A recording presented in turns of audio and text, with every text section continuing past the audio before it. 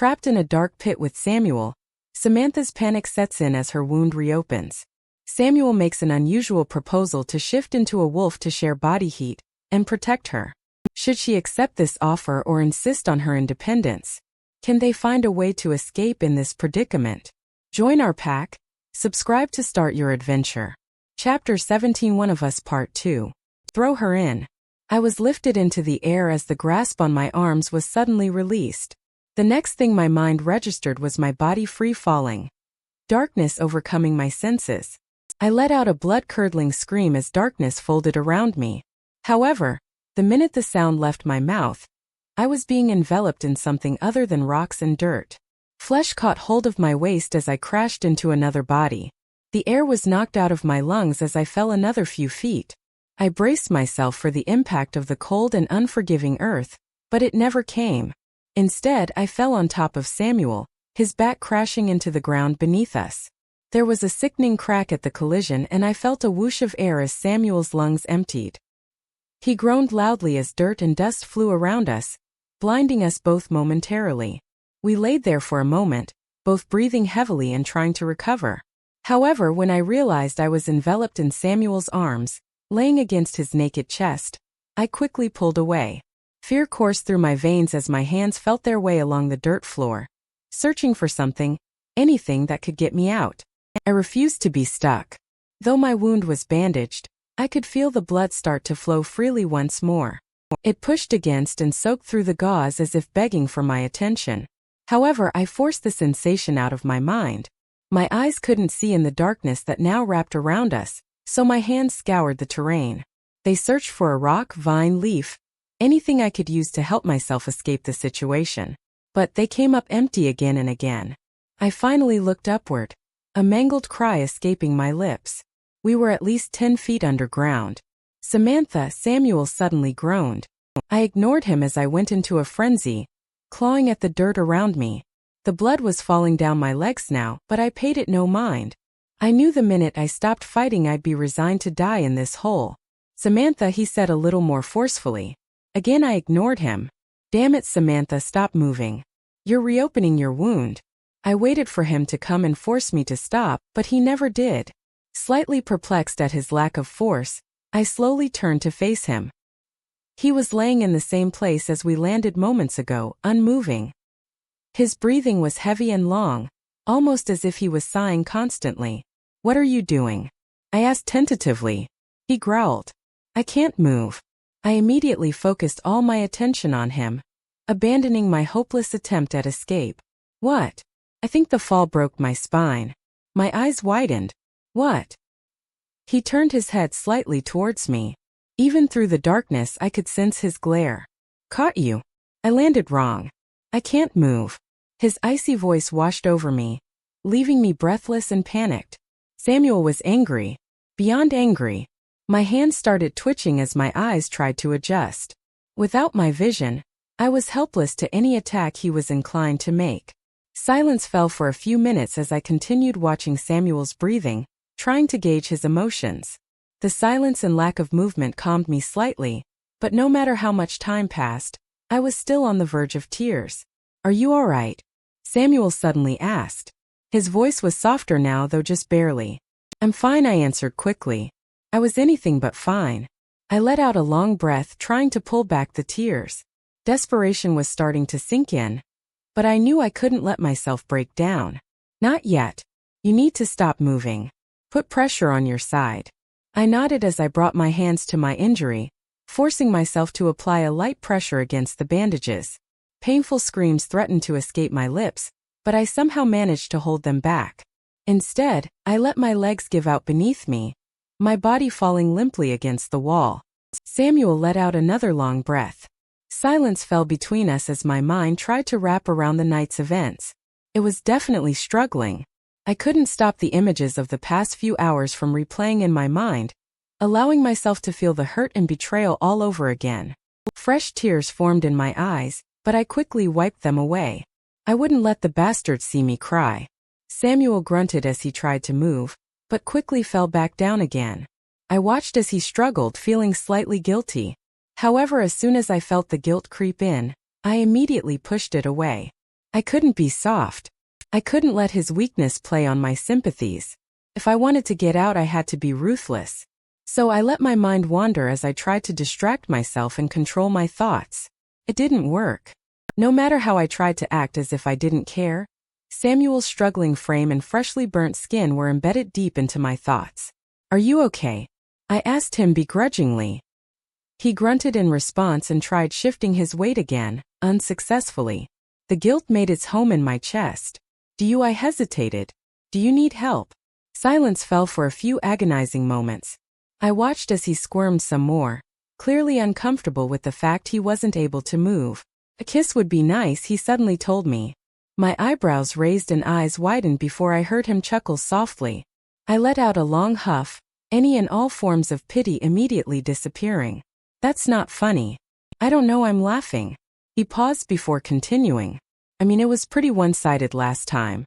My breathing hitched as I remembered our moment in the brush. "I wonder why," I practically growled. Samuel only laughed. "Yeah, me too." I rolled my eyes and sighed as silence greeted us again. I continued to watch him struggle on the ground until he seemed to give up on moving. An angry breath of air came from his lips as his body fell still. His breath formed in the air as a white cloud, disappearing as soon as it arose. I shuddered at the cold, the burning in my side deciding to grow a little more. Sighing, I realized my body was refusing to forget its wounds to instead relive the night's events again and again. My hand traveled to the clothes matted against my body. Though they had cleaned the wound, the dirt found its way into the crevices of bandage once more. "How is your side?" Samuel seemed to sense my thoughts. "Fine." "Did they clean it?" "Wrap it." I paused, remembering Samuel's one condition for compliance. "Yes. It just reopened when they tossed me in here." "Bastards," he mumbled. The faintest smile appeared at the corner of my lips. We could agree on something. My anger slowly subsided as we laid in silence once more. It seemed to be my only friend. However, my mind wandered endlessly and soon enough it begged me to stop the deafening noise. All I could think about was the moment I was shot. The never-ending pain. And then all I could think about was the dismissal and betrayal. I felt myself growing colder by the minute, and I knew I needed my mind away from the incident. So I said the first thing that came to my mind. I immediately regretted it, as it opened an entire mess of things I didn't want to face. "Thanks for not letting me fall." I could almost hear the smile in his voice. "Anytime." Then, he hesitated as if fighting against his words. "I actually do need your help." I watched him try to sit up before his body spasmed, sending a wave of pain through his face. My own body froze in place as I watched. "What do you need?" I finally breathed when his body fell limp. He was panting heavily but somehow managed to keep a light-hearted tone. My sudden bout of gratitude seemed to do wonders for his mood. "There's just some silver bullets in my legs that I need to be taken out." I paused before I practically cried. "You want me to take the bullets out?" He nodded his head. "I would do it, but I can't move. I have to get them out before it starts to heal or else I'm kind of in deep shit." I hesitated once more. Before I could retort or explain to him how I clearly wasn't qualified to do anything he was asking me, he spoke. "It's not hard," he sighed, "please." I felt my body start to move towards him, almost out of my own accord. My hands were still pressed into my side, making my movements awkward and slow. He was patient, however, even mumbling for me to be careful as I moved. I eventually reached his side and peeled my hands away from my body, searching the darkness for his injuries. "Thigh and knee," he spoke suddenly. I nodded, directing my hands where he told me. The light was all but gone, the fire above ground only casting dark shadows. You could still smell the remnants of the wood as it flickered though, mocking us with its potential light. I held my breath as my hands slowly descended upon his skin, falling just below his knee. Sure enough, I felt broken, swollen, and bleeding skin. My fingers grazed the center of the wound, making Samuel breathe in harshly. "I have no idea what I'm doing, Samuel," I half cried, realizing I didn't even know why I was helping him. "It's easy. Just dig it out," he grunted. I let out a half-mangled laugh while my gaze fell once more on the wound. Not letting myself think about it, I carefully took one hand and tried to pry open the hole in his flesh. Samuel gasped at my touch but remained still. I'm sorry," I kept repeating to him as I dug deeper, trying to feel for the bullet. Eventually I found it, pulled it out, and quickly shoved it into my pocket. "You okay?" I asked as I listened to his ragged breathing. He let out a careful sigh, though I noticed it trembled slightly. "Peachy. Next one." I mimicked my motions from before, slowly and carefully moving my hand up his other leg. When I found the wound, I noticed this one was larger, causing me to silently thank the heavens. I wouldn't have to pull the skin apart. What I thought would be easier turned out to be just as difficult, if not more. It was harder finding the bullet in his mess of muscle, and I had to dig blindly. Samuel soon started slurring curses under his breath, and I kept repeating my apologies. I was almost ready to pull back when I finally found the bullet. Like before, I pulled it out quickly and tossed it in my pocket. "For both our sakes, I hope you never get shot again." Samuel chuckled, remaining in his position, sprawled out on the floor. "Trust me, I don't plan on it." He paused, looking over my shaking frame. "I could say the same for you too. You feeling okay?" "Great," I quickly answered.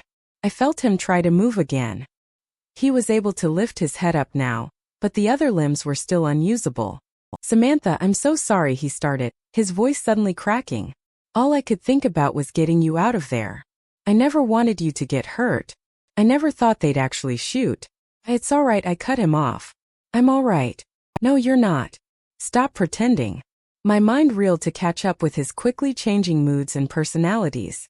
One second he was growling at me, and the next his voice was filled with such vulnerability I would think him capable of compassion.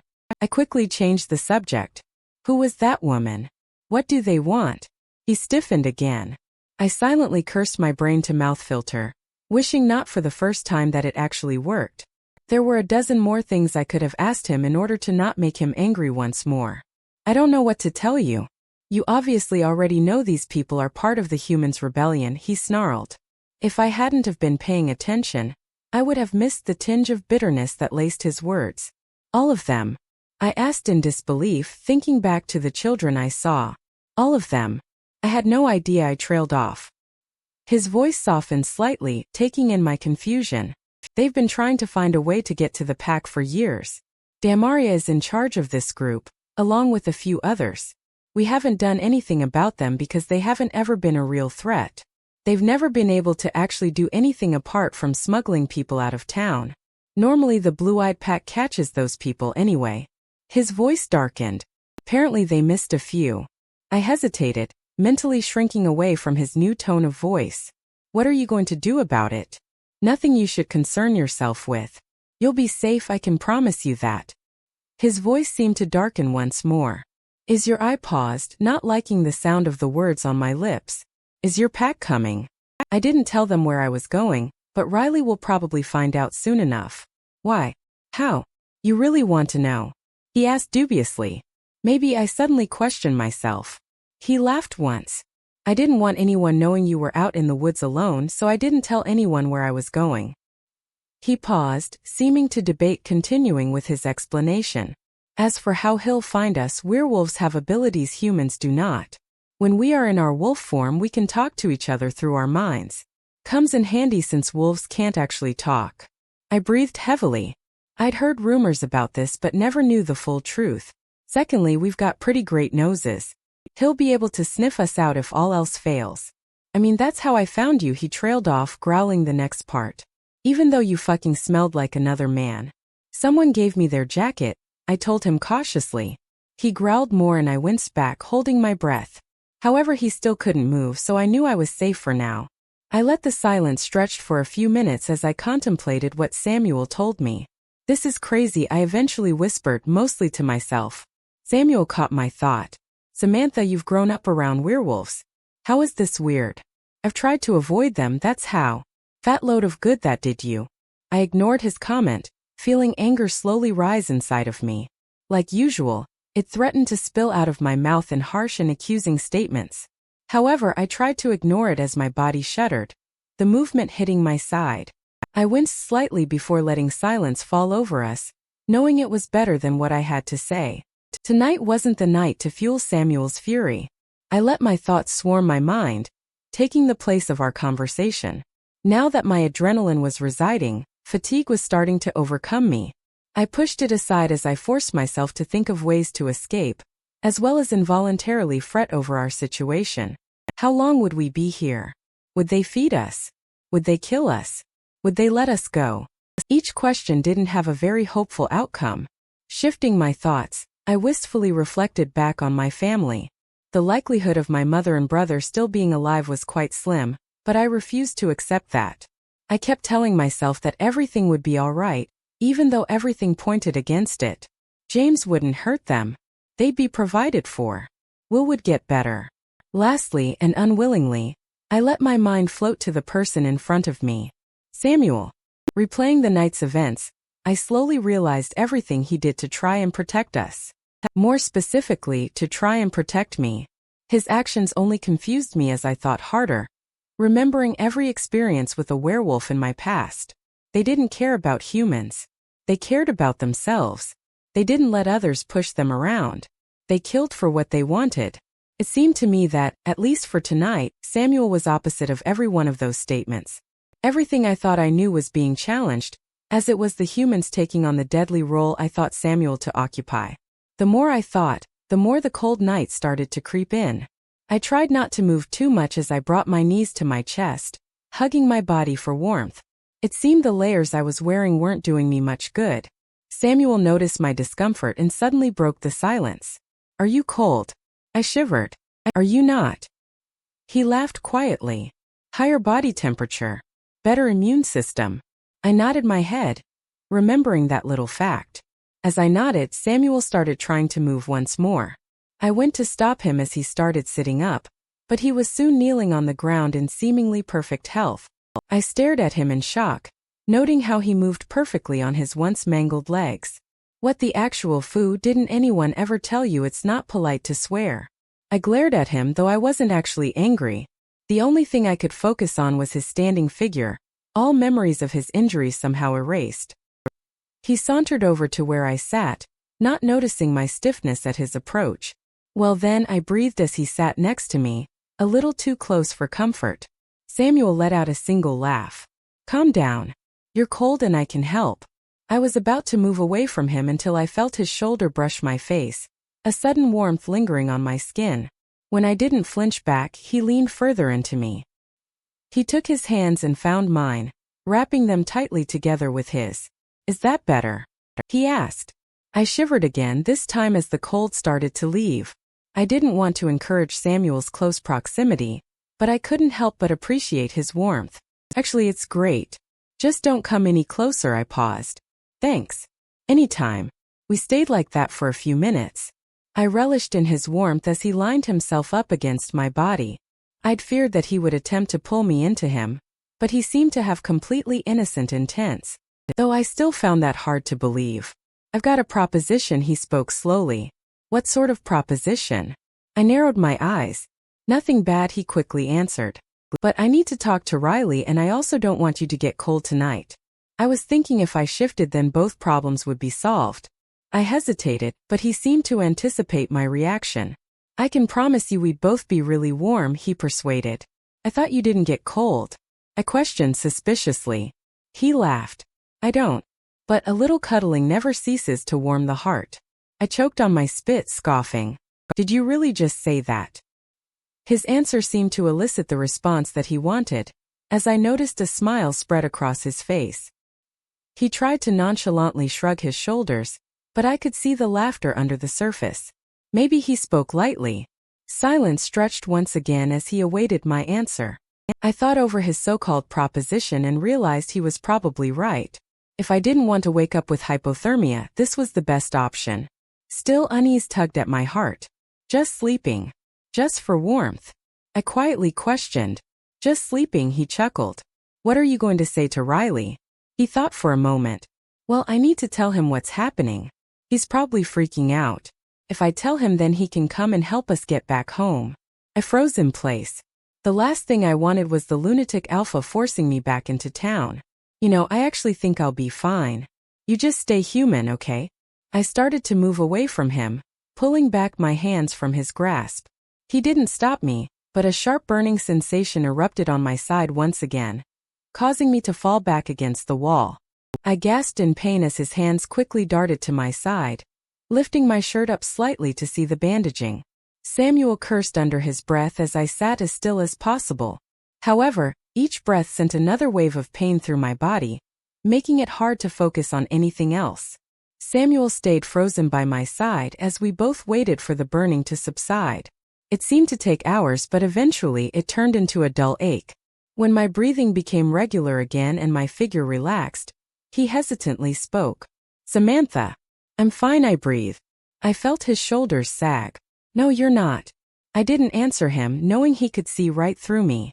He sighed. "You need to sleep. If I shift, then you can sleep against me and I won't have to worry about you all night."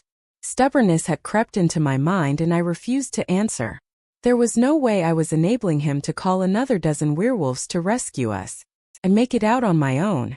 Once I was out of the hole, I was determined to keep running, and I couldn't do that if an entire pack showed up. Samuel sighed. "What if I didn't talk to Riley?" "What? The last thing I want is for you to get worse. So I'll level with you. If I can shift, then I won't call Riley." I was taken aback by his words. This was an entirely new Samuel that sat next to me. He wasn't forcing my hand, insulting me, or threatening me. For once he seemed like a normal human being. I unknowingly nodded at his words, at which he let another smile plaster his face. Carefully, he peeled away from me and moved to the other edge of our hole. I tried to watch his movements, but the darkness swallowed him completely. Before long I heard several cracking noises, followed by Samuel's soft grunting. I closed my eyes as I imagined what was happening, recalling the times I'd seen werewolves shift. It was anything but pretty. Seconds later the noises stopped. I carefully opened my eyes only to see a large blonde wolf tentatively walking towards me. I held my breath as the animal approached, taking in just how large the thing was. I'd seen Samuel's wolf before, but now that I was injured and 10 feet underground, he seemed much more intimidating. The creature noticed my stiff frame and stopped in the middle of our makeshift room. It breathed evenly as I gathered my thoughts, willing myself to breathe again. "Samuel," I hesitantly called.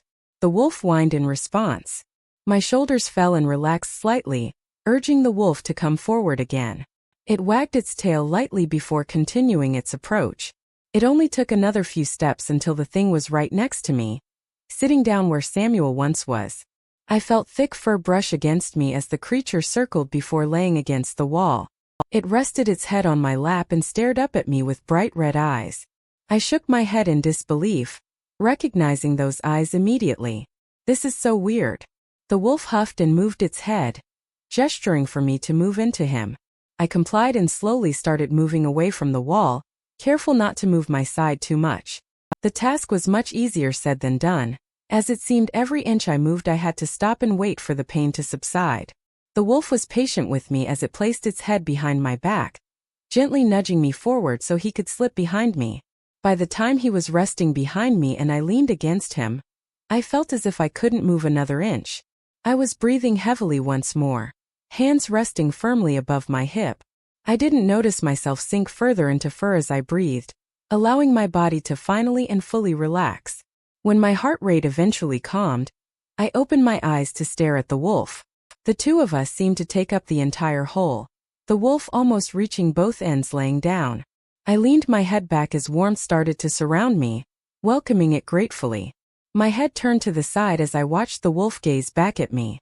I let out a breath of air as our eyes made contact. "I don't think I'll ever get used to this." The wolf gently reached his head up, curling himself further into a ball and wrapping me into his long legs.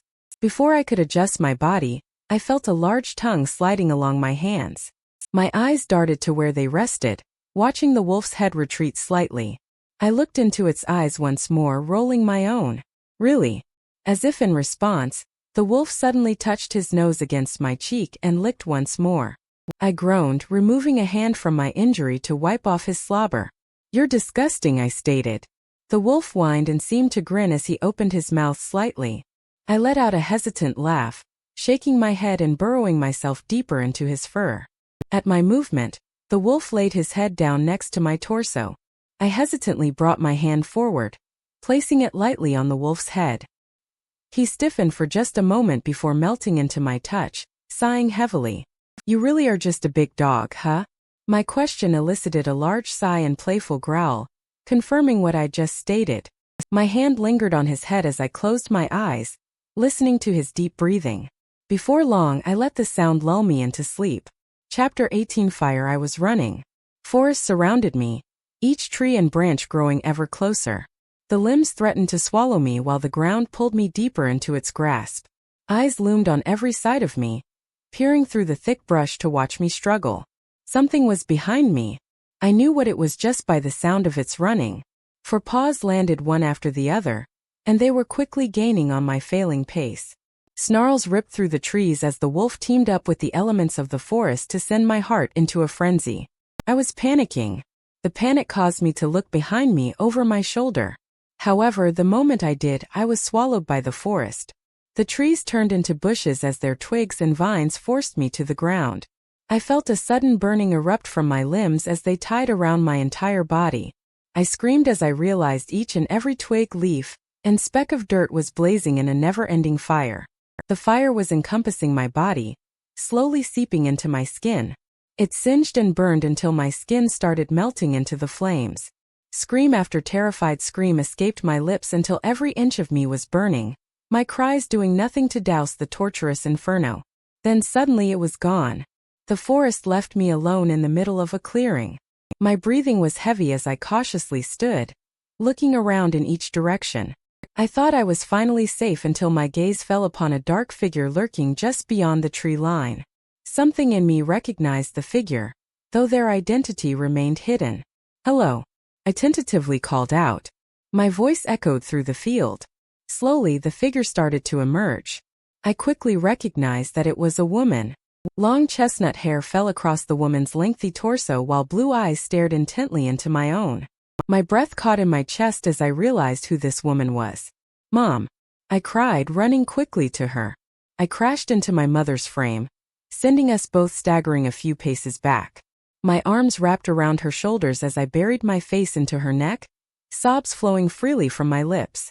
However, as I held her closer, I realized her body was stiff and unmoving. "Mom, what's wrong?" I asked, finally pulling back and getting a look at her face. It was filled with rage. As my arms left her side, I felt something cold swipe along my waist. I took a step back only to realize she had done the same. Her body was rigid as she stepped away from me, one arm slowly and deliberately raising to my chest. My heart seemed to stop beating as a gun appeared in her hand. "What are you doing?" I cried, slowly backing away. "You failed me, Samantha," she spoke monotonously. I slowly started backing away, raising my palms in surrender. As I did, my back fell into something solid. I quickly spun around only to see another taunting figure looming down on me. With horror, I realized I recognized this figure too. "James, you've made a terrible mistake," he suddenly whispered in my ear. "You must face the consequences." I tried to run, but he quickly grabbed a hold of my elbows as his hand traced specific letters in the small of my back. I knew what was coming, so it didn't surprise me when something was viciously plunged deep into my back. I cried out as James laughed, pushing me to the ground. I could almost see the knife he held as he anchored his body on mine and carved letters into my skin. The blade dug deeper and cut harsher with each flick of his wrist. I was screaming uncontrollably now, begging for mercy I knew I would never find. In the midst of my screaming, I felt something around me shift. I lifted my head only to be greeted with a circle of people surrounding my broken and bleeding body. They each held a small gun in their hands, pointed directly at me. I tried to stand and run, but one of the people came forward and pushed me back down. I recognized the aged face and white hair before the woman even spoke. "You're not one of us," Damaria spat. "Let me go." I desperately screamed. "You're with them now," my mother voiced. She walked up with James while my brother, Will, suddenly appeared next to them. "I swear I'm not," I pleaded, looking into each of their eyes. "Cade," Margaret suddenly called as she stepped forward, her face contorted in disgust. Cade abruptly appeared, walking out from behind Margaret. He didn't speak, only raised his arm like the others before him. I stared in horror as he clicked his gun into place and came to kneel in front of me. His eyes were devoid of life and emotion, and he pressed to barrel to my temple. I waited for him to say his last words, but they never came. He pulled the trigger. I gasped loudly as my eyes flew open, the sound of a gunshot still ringing in my ears. A mangled scream came to the back of my throat, but only pieces of it left my mouth. The resulting noise sounded as if I was being strangled. My body shot upright, my arms reaching out to my sides. I felt surrounded by something warm and soft, but the foreign sensation sent me into a frenzy. My legs kicked at whatever wrapped around them as I tried to get on my knees and crawl away. At my harsh movements, a low growl sounded behind me. This only forced my limbs to thrash once more, finally breaking free of whatever held them bound. As I tore away, something shifted behind me as hot breath suddenly fanned across my neck. I slowly looked over my shoulder, my eyes landing on a large blonde wolf. I screamed again, this time the sound piercing the morning light. The wolf seemed to wince before jumping to its feet, sending me stumbling forward. I used the momentum to quickly scurry to the wall farthest from the animal, my breathing quickening with each movement. The wolf noticed me moving away and deliberately stepped towards my shaking frame.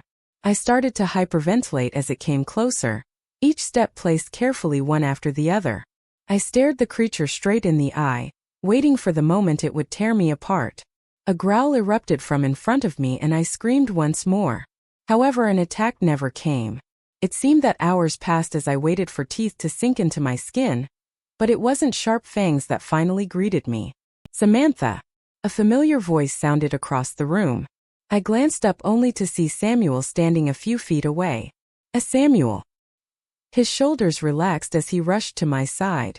I flinched at his quick movements, but he didn't notice. I was soon enveloped in his arms and pressed against his chest. I fought his grip, but he didn't move. The space around me seemed to shrink smaller and smaller until I couldn't breathe. The walls were closing in, the ground was swallowing me whole. I buried my head as I waited for the earth to come crashing down to finally, and mercifully, kill me. Samantha, what's wrong? A faraway voice sounded. My breaths came out ragged and rushed as I tried to focus on the voice. Each moment that passed seemed like a lifetime until I finally realized that the walls weren't coming down to crush me. Fresh tears started falling down my cheeks as I tentatively cracked open my eyes. As I did, a burning sensation filled my being. Images of flames and guns flashed through my mind, causing me to cry out desperately. I started frantically clawing at whatever force held me bound, screaming for an escape.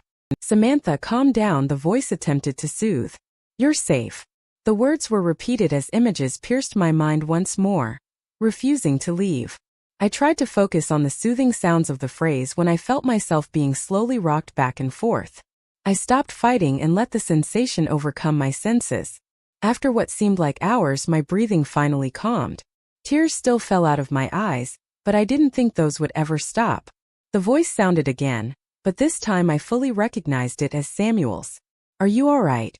I slowly nodded, not opening my eyes and keeping my rigid position. I'm sorry, I whispered. What happened?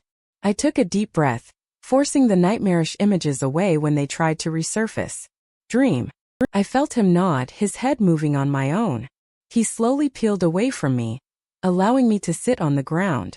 He stayed next to my side though, a hand resting across my legs. Although I knew he was waiting for me to speak, I stayed quiet. I was still busy fighting off the demons. Do you want to talk about it? He seemed lost. I quickly shook my head. That was the last thing I wanted.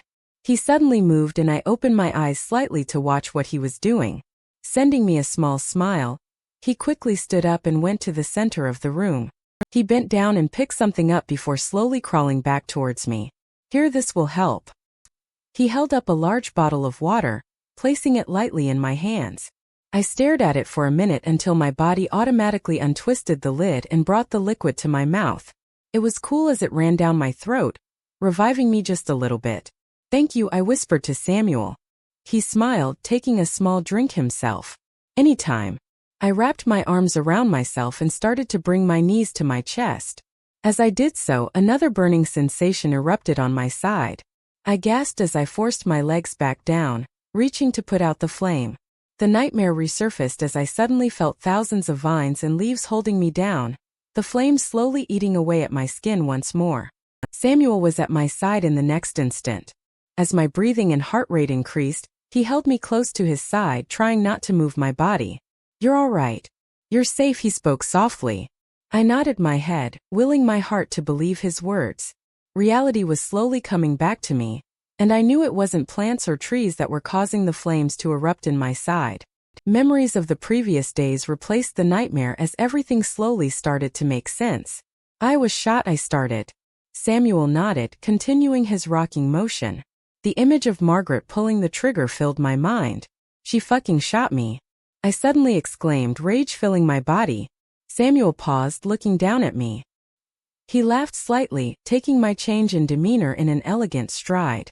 Yeah, she's a bitch. I huffed as his arms fell from my shoulders to settle on my leg. I tried not to flinch away or scream at him, as I knew he wasn't the person to be upset with. After all, he just brought me back from the edge of a breakdown. Thanks again, I voiced for what seemed to be the 1000th time. He nodded, waving his hand in the air. Do you want to talk about it now? I've heard it helps. Not really. I mean, it was just a nightmare. An extremely vivid nightmare. My hand involuntarily flinched to my side, then to my back. The nightmare wasn't entirely a dream. Okay, well, we should probably change your bandages then. I looked at him in confusion. With what? He half stood and leaned forward, crawling once again to the center of the room. When he returned, he held a new roll of white gauze. All I could do was stare at it, confused. But why? They probably know if you get sick I'll kill them all. I let out a quick breath. Oh. Samuel chuckled lightly. All right, let me see your side. I winced as I pulled the multiple layers of clothing, revealing the bloodied bandages. After poking around my skin and clothing for a minute, Samuel sighed. Let's take off your jackets. Before I could object, he was lifting my arms and pulling the jackets over my head. He placed my own next to me while throwing Cade's across the room.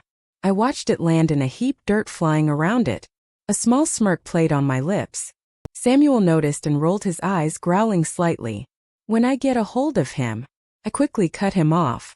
He was trying to help me. If it wasn't for his jacket, I would have been a lot colder at night. Samuel glared at me. If it wasn't for that jacket, I would have found you a lot faster too. I broke eye contact and looked instead to the bandages on my side. Though I had 1,000 things I wanted to say, I bit my tongue. I knew that now wasn't the time to argue. Samuel caught my drift and breathed heavily, pausing for a moment. When he did, I lifted the corner of my shirt to reveal my wound. However, Samuel abruptly took my hand off the shirt and replaced it with his own. He began to fold the material upwards, giving view to my entire stomach. I uncomfortably tried to pull the shirt down, but he anticipated my moves and grabbed my hands. This is going to make it a lot easier, he told me. I nodded as he let my hands go. They still itched to cover myself, but I held back. The sooner this was over, the better. All right, I need you to move off the wall. I slowly did as I was told. Now that my back wasn't resting against the hard surface, I felt the weight of my torso fall to my side. It rested against my wound and the fire blazed once more. I stood still as Samuel looked me over, fingers grazing across the gauze that wrapped around my lower half. He sighed. The blood is dried and sticking to the gauze. I'm going to have to pour some water over it. I nodded as he turned away, coming back with the water we drank from earlier. Before pouring it over me though, he started tearing the gauze from my unharmed skin. He tore the front part at the corners, as close as he could to the actual wound. When he moved around to my back, however, he stopped. What is this? He suddenly asked. I looked at him, perplexed, until I saw where his hand was hovering, just over the small of my back. Realization dawned as my nightmare flashed through my mind once more. I quickly brought my hand to my back and started rolling my shirt back down. It's nothing. How is my side? I tried to distract him. Samuel shook his head, catching my shirt as it fell. He quickly pinned it back up and scooted me forward a bit more, providing him a clear view of my back. I struggled against his hands that now held mine in place, preventing them from hiding what I knew he was staring at. Samantha, what is this? It's nothing, I repeated. I bent my head, breathing heavily. I knew he'd seen the scars, but I was still in denial. This wasn't something I was ready to face or discuss. I suddenly felt his warm fingers against my skin. I flinched away from his touch, but his hand moved with me. He was trying to decipher what those lines and scars formed. I only prayed he wouldn't. Of course, my prayers were never heard. A tear escaped my eye as he pushed me forward again, bringing my back into the light. His hand traced a particular spot and I shuddered. He paused his movements, looking into my eyes, waiting. He wanted an explanation. I sighed, my breath shaking. James was really drunk. I made him mad. It's nothing really, I trailed off when I felt him stiffen. Your stepfather did this? He asked darkly. I hesitated before I begrudgingly nodded my head. There was no going back now. It was a few weeks before I met you. It's fine now, Samuel growled, tracing the lines once again. I knew the spot he was focusing on, as it was the worst of the wounds inflicted.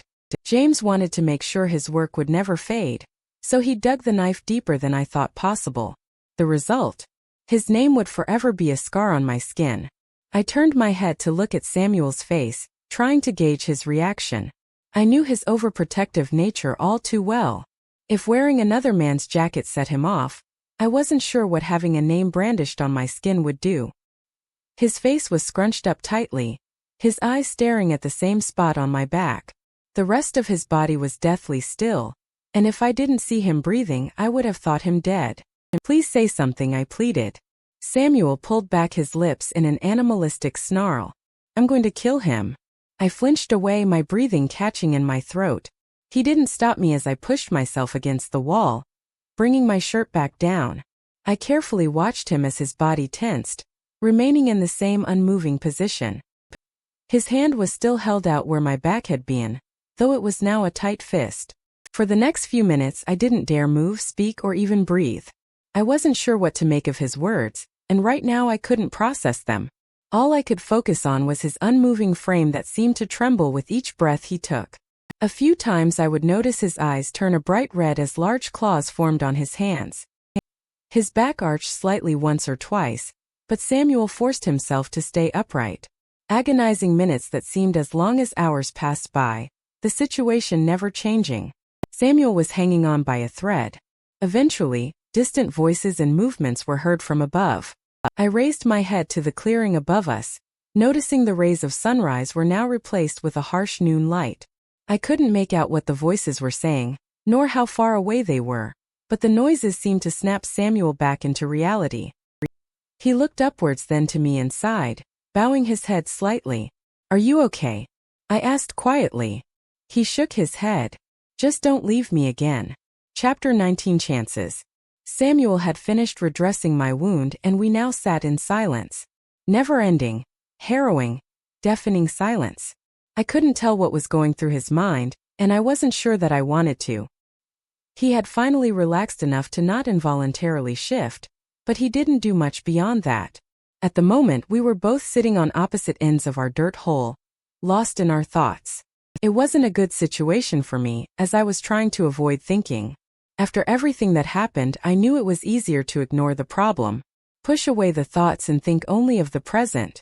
It would do me no good to dwell on the people that betrayed me, or the fact that there was no conceivable way out of this, or the possibility that my family was already dead. Still, images of the past few days seemed to slap me across the face. I felt each and every blow.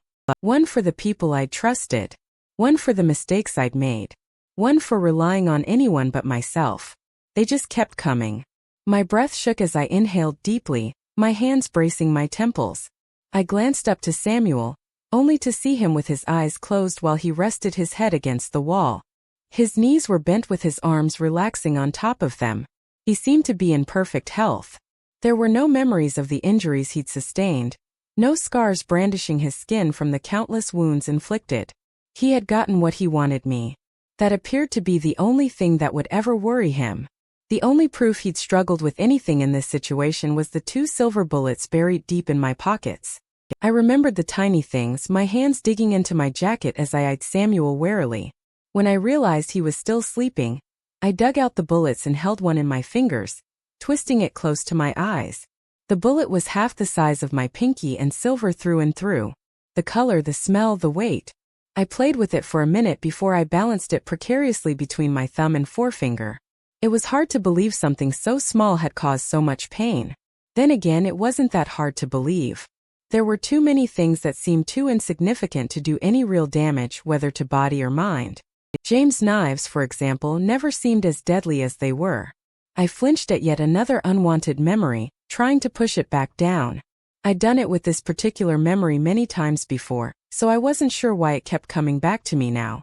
But no matter how hard I tried, it seemed every thought led back to the name scarred into my back. I thought I'd moved on from the trauma, but it seemed Samuel had resurfaced the memories. Sure, my body had healed, but my mind was nowhere close. That fact was made evident any time I went near James. Even though I had to live with him, I made it a point to always avoid being in his presence.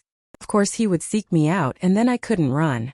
I'd be resigned to his drunken beatings. My mother would always try to calm him, and sometimes it would work. Most other nights, Will would come home just in time to lock us in his room. But for the most part, I'd gotten used to living in fear. And then I'd gotten used to living in guilt. Guilt because if I'd only been stronger, I could have fought him off that night. It would be me in the hospital and not Will. Samuel's words suddenly echoed through my mind. I'm going to kill him. I allowed myself to dwell on that thought for a minute, picturing James' demise. I wasn't a violent person, nor did I actively want to murder people, but it was hard to deny the fact that if James was gone, then my family's life would be safer. For that reason, I didn't shrink back from the thought of James' death. In fact, I welcomed it. If Samuel wanted to kill James, I wasn't going to stop him. You going to kill me with those? Samuel's voice suddenly rang out. I flinched violently, sending the bullet I'd been holding tumbling to the dirt. I quickly snatched it back up and shoved it into my pocket. No, just thinking about killing me in my sleep. I smirked. Maybe. Samuel let out a barking laugh, shifting his weight around. I allowed myself to laugh with him for just a moment. What were you really thinking about? He asked me. I sighed. I seemed to do that a lot during our conversations. I was trying not to think, actually. Interesting idea, he mused. I rolled my eyes. Doesn't really work.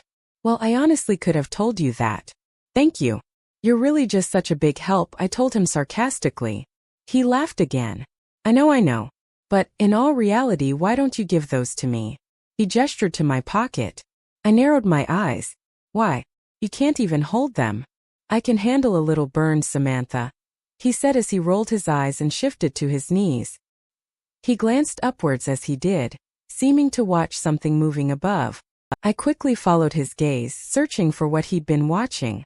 But the moment I was focused on the space above us, Samuel was at my side and digging the bullets out of my pocket.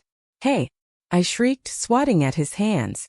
The moment I fought back, he pulled away. He held 2 small bullets between his fingers, letting only small parts of his skin touch the material. Sure enough, the skin was burning and blistering almost instantly. Thank you, he smiled as he walked away. Are you kidding me right now? I fumed. He was back on the other side of the hole now, sitting down once more. I watched as he dropped the bullets into his own pocket. Not kidding. I just know how stubborn you are. Didn't really feel like arguing, he shrugged. I scoffed. You're unbelievable. Oh, you like me and you know it. He flashed me a large and toothy grin. Well, there's just so much to like, isn't there? I falsely returned the smile, narrowing my eyes. He laughed again, relaxing his body against the dirt once more. How are you feeling? He promptly changed the subject. Just peachy. I'm sure that's the truth. It is, I stubbornly stated. I'm fine. You don't have to lie. You were shot. It's all right to feel a little under the weather, he told me matter-of-factly. I said I'm fine, I huffed. He held up his hands. Okay, I'll drop it. Thank you. Anytime. He smiled widely again. I sighed, wrapping my arms around my torso and looking to the sky. There wasn't much sky to be seen. The only view we had was the large silver bars and countless trees looming over them. Can't you jump out of here or something? I suddenly asked him. He scoffed and raised his eyebrows, following my gaze. It's not that simple. If I were to try, I'd have to be my wolf. And my wolf can't exactly break through solid silver and hold you at the same time. So why don't you go without me? His face lost its humor. He tilted his head and half glared at me. You know I wouldn't ever leave you, Samantha. I'm just saying if it means getting out of here, it might be worth a try. You want me to leave you alone in this hole so they can shoot you again. Or maybe it's so you can go crawling back to the man who gave you that jacket. I watched his face flinch with anger. All right, just calm down, wolf boy. I'm not exactly going anywhere. And in case you hadn't realized, I'm not exactly the biggest fan of these people either. He held my gaze for a minute, clearly unamused. I only shrugged my shoulders, giving him my most innocent look. After a moment of silence, I changed the subject. So what's the plan then? I slowly asked. Plan? He seemed confused. Yeah, I started rolling my eyes. How are you planning on getting out of here? Samuel tightened his lips. Well, I don't really have one. I glared at him. You what? I don't have a plan, he shrugged nonchalantly. Well, how the hell are we supposed to get out then? Do you trust me? I scoffed. Definitely not. I watched Samuel's lips form a soft pout. That hurt, Sammy. My mouth let out a sharp breath as I raised my eyebrows. Number 1, don't call me that. Number 2, can you blame me? He rolled his eyes. If you can call me a wolf boy, then I can call you Sammy. He paused, thinking for a minute. And I haven't done anything to betray your trust yet, have I? Oh no, of course not. You were only going to force me to move in with you and turn me into a werewolf. I don't see your point. I let out a laugh. Wow. Just wow. You really don't see anything wrong with that statement. I looked away from him as I shoved my fists into the dirt. My frustration was building. Every conversation with Samuel was the same. We argued, talked in circles, and ultimately gave each other the silent treatment. We acted like two children fighting over their favorite toy.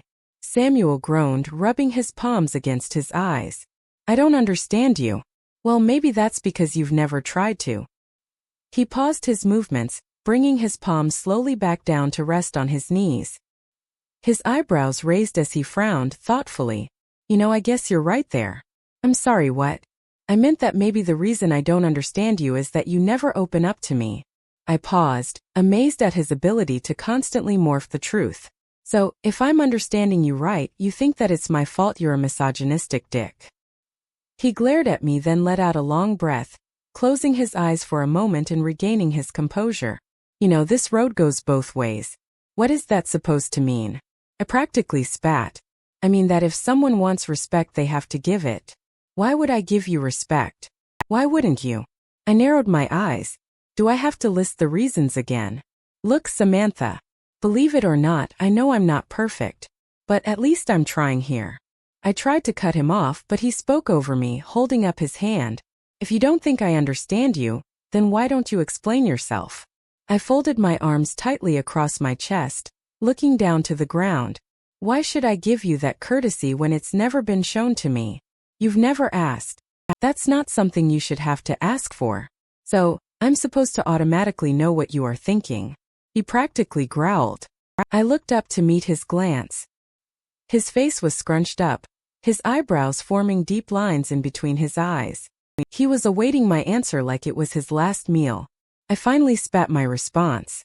You're supposed to not think of just yourself for once in your life. My eyes met the ground once again. I couldn't hold his gaze as the emotions ran through his face. They would only distract me. My blood was pumping, my heart was racing, and I was in no mood to lose an argument. After a while, Samuel sighed heavily. His voice was softer now, almost pleading. Samantha, why did you run? His question and tone caught me off guard and I froze. What? You said I never asked. Well, I'm asking you now. I want to know. Why did you try and run? I furrowed my eyebrows, staying silent. Answering this question would open a conversation I wasn't sure I was ready to have. Samuel seemed to be sincere with his words, but I knew how quickly someone's intentions could change.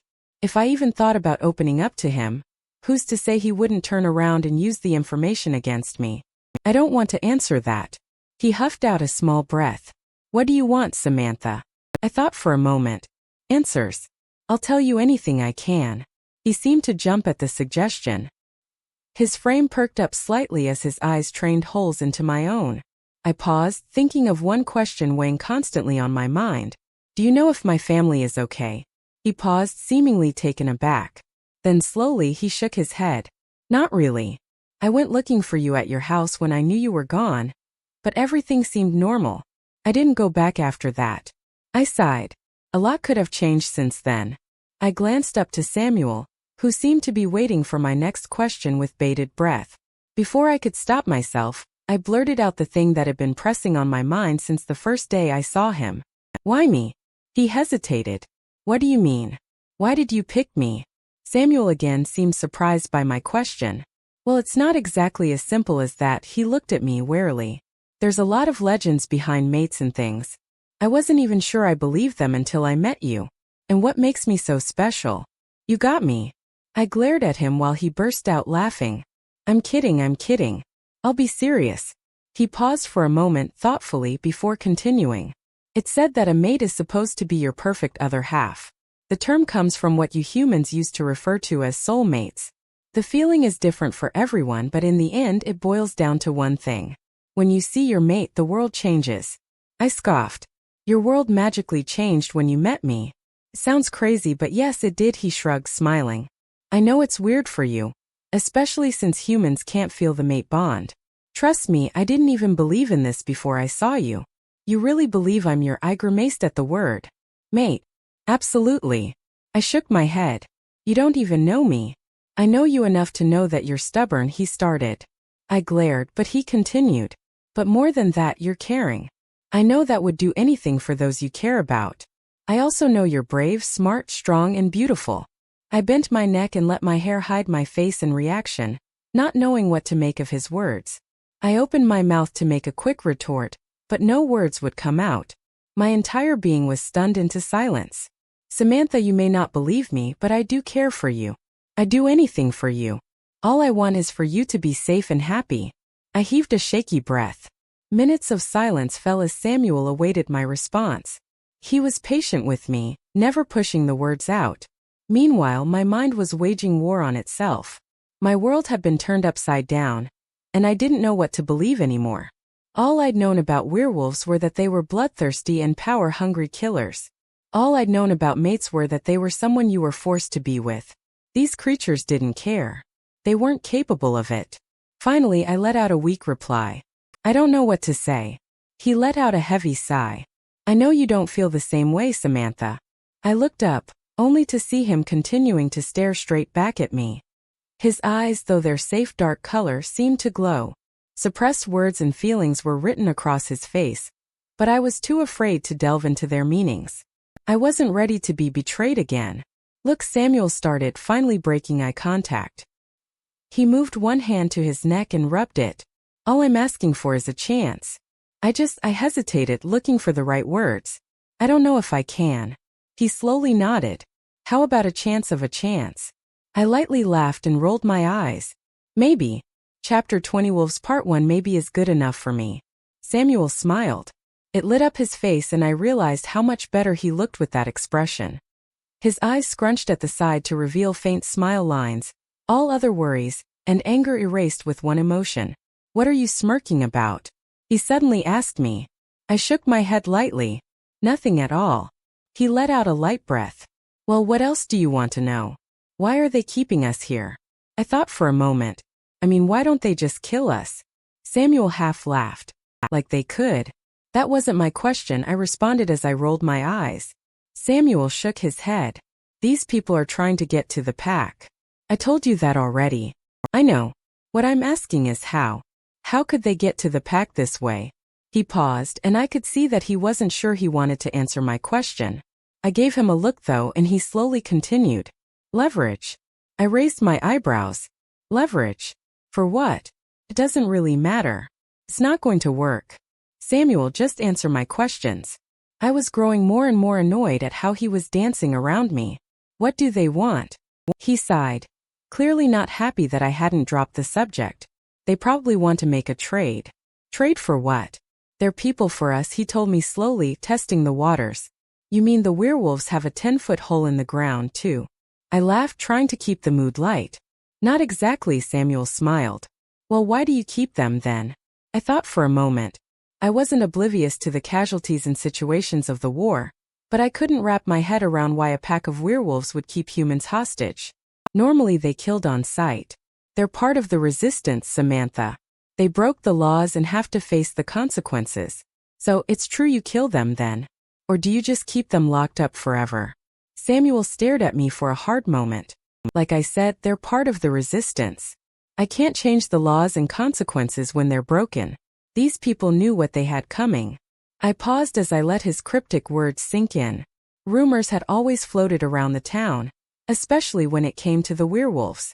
No one outright spoke of it, but hushed whispers always filled the streets when someone went missing. Sometimes you saw them again and sometimes you didn't. Some said they'd escaped, some said they'd been killed, and some say the werewolves kept them in prisons until their bones decorated the floor. So what's going to happen to me? I continued. I hadn't thought about it until this moment, but I'd been caught running and therefore I'd broken their law. If I didn't manage to get out before Samuel dragged me back to town, there was no way of telling what punishment they'd inflict. Samuel's mouth opened slightly as his eyebrows furrowed. He bowed his head and rubbed his jaw, avoiding my gaze. I waited silently for him to answer. However, instead of answering me, he abruptly stood up and started pacing the small prison. I watched as he took large strides in each direction, crossing the room again and again without effort. The room suddenly seemed much smaller, and it was slowly suffocating me. "Why did you run?" he abruptly asked me. I looked at him confused. "What does that have to do with anything?" His steps quickened. "If you ran because of your stepfather, things are different." A weight settled on my heart. That was part of the reason, sure, but it wasn't the only thing on my mind when I ran. I looked up to see Samuel had stopped pacing and was staring at me. I averted my gaze and looked to the ground. "Well?" he asked. I started to lie, but I knew it was useless. "I'm not really sure you want to know my answer," I spoke slowly. His body stilled, but he kept his eyes trained on me. After a moment he looked to the ground and snarled, "Great." Annoyance tugged at my heart, but I tried not to let it simmer. Samuel resumed his never-ending walk, sending glances my way every now and again. His face was scrunched in concentration, and his hands were constantly moving between resting on his hips and neck. I tried to ignore him, but it wasn't working. "What are you thinking?" I finally asked. He glanced my way again but didn't respond. I huffed in annoyance and repeated my question. This time he didn't even look at me. He just kept up his incessant pace, sending my nerves into a frenzy. I glared at him as he walked, wishing I could pick apart his brain. If what awaited me at home was worse than rotting in this dirt hole, I wasn't going to face it. I would die before I let them hold me in a prison for the rest of my life. Suddenly an idea came to me. I started slowly, gauging Samuel's reaction. "You said you didn't tell anyone where I was going. No one really has to know what happened." But he abruptly stopped pacing and looked at me, confused. "If it's going to be that bad for me, we could just tell people I was kidnapped." His eyebrows raised as he ran a hand through his hair. Still he refused to speak. The pacing had stopped though, which was a slight improvement. "It could work," I encouraged, noting his tense frame. "I know it could work." "That's not the point," he finally answered. "Then what is?" "We can't just lie and duck under the law." "Under the alpha?" I scoffed. Yes, actually we can." He suddenly glared at me. "No, we can't." "Why not?" I returned his scowl. "Because the laws are there for a reason." I shook my head, deepening my scowl. The laws the werewolves enforced were absurd and hypocritical. One of their own could go home and beat his mate every night, but if a human tried to run, steal, or even looked at a werewolf wrong, the world suddenly stopped spinning. My lips turned into a grimace as I stared at Samuel. He was defending the very thing that sent this world and my life to hell. He took my grimace as worry as he quickly softened his features. "Look, I'm going to fix this. No one's going to hurt you. I just don't know what to do yet. I need to talk to Riley." He raised his palms in surrender and smiled softly. I, however, wasn't swayed so easily. I didn't respond to Samuel's reassurances, but instead folded my arms and stared at the ground. Eventually, I heard him sit down as well, though it was far away from me. When he sat down, I shifted my gaze and looked up towards the trees. Freedom was so close. I could see it. But there was absolutely no way I could climb out of this hole. There wasn't even a way I could bribe myself out. I hadn't seen a single person since they threw me down here. My constantly dry throat, empty stomach, and bloody clothes reminded me of that. I heard Samuel sigh. "Look," he started. I whipped my gaze towards him and deepened my scowl. He flinched back slightly, opening his mouth. Words almost left his lips when he went deathly still. He jerked his head upwards toward the setting sun, holding a hand out for me to stay quiet. I did as I was told, immediately following his gaze. I searched the opening for some sign of movement while my ears strained to hear anything but my own heartbeat. We stared in tense silence for a few long minutes. Samuel never moved and never told me what was going on. Eventually, his frame started to relax. He shot me a worried smile before looking upwards once more. When I heard rustling above us, I slowly mimicked his movements and looked to the sky. However, it wasn't sky that I saw. It was the large head of a dark wolf. Don't let the story end. Subscribe to continue our wolf pack legend.